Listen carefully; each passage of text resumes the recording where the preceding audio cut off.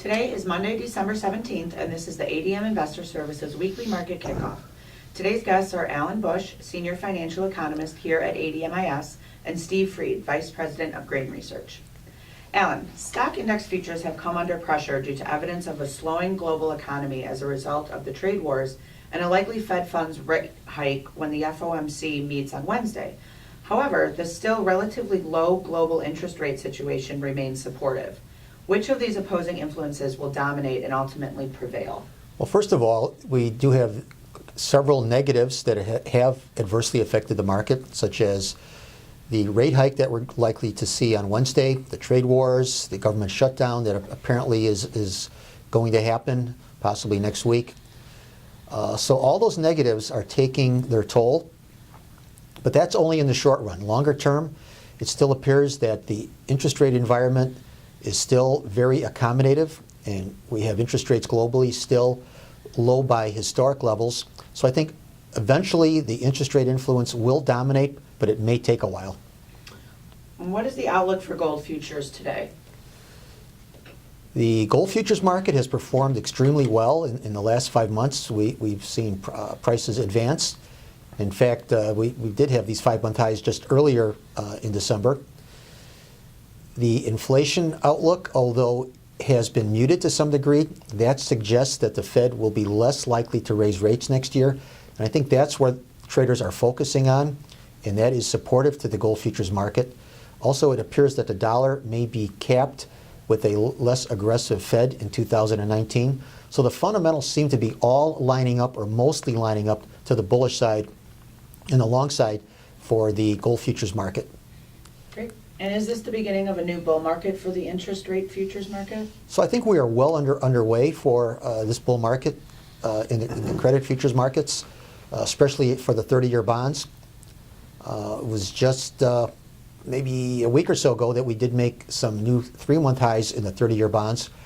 So this is a trend that is likely to last all of this year, though not that much left in 2018, but should continue well into 2019.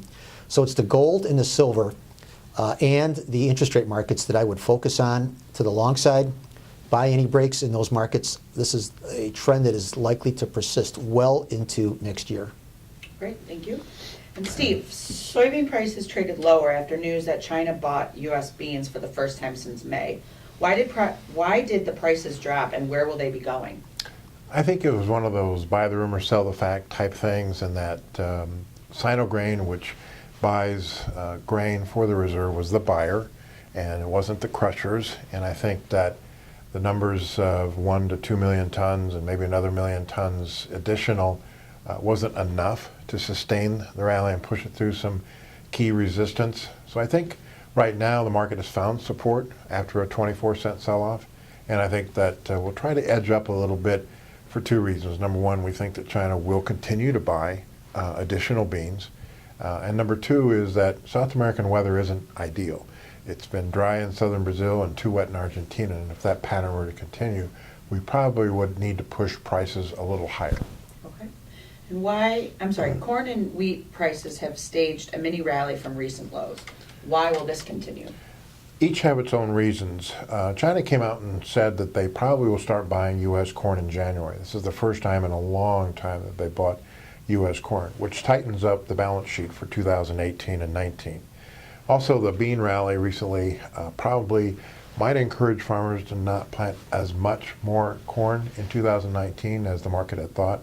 So it makes the 19-20 corn supply and demand balance sheet tighter. And so I think corn's kind of edging up into farmer selling and probably will continue to work a little bit higher.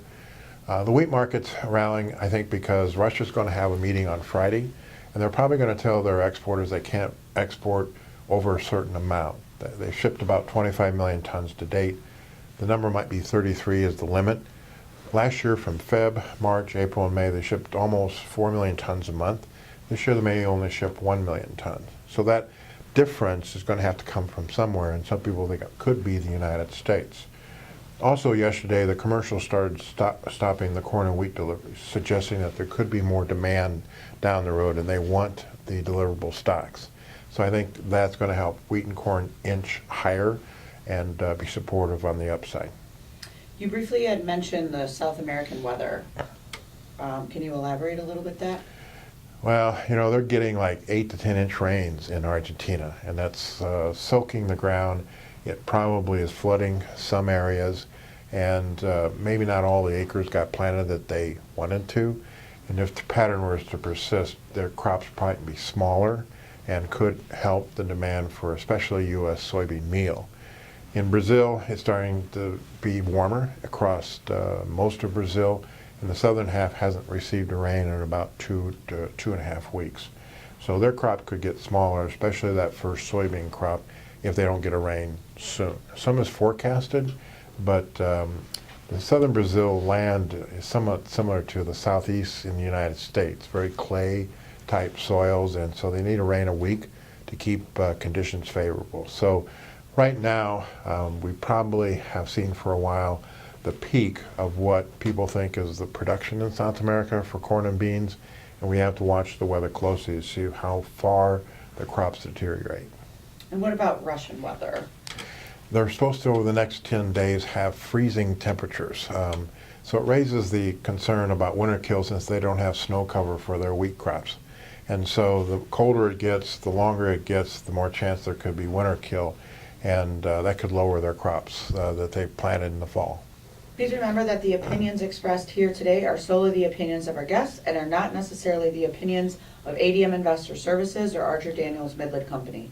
If you have any questions or comments or would like to know more about our services, please contact us at www.admis.com.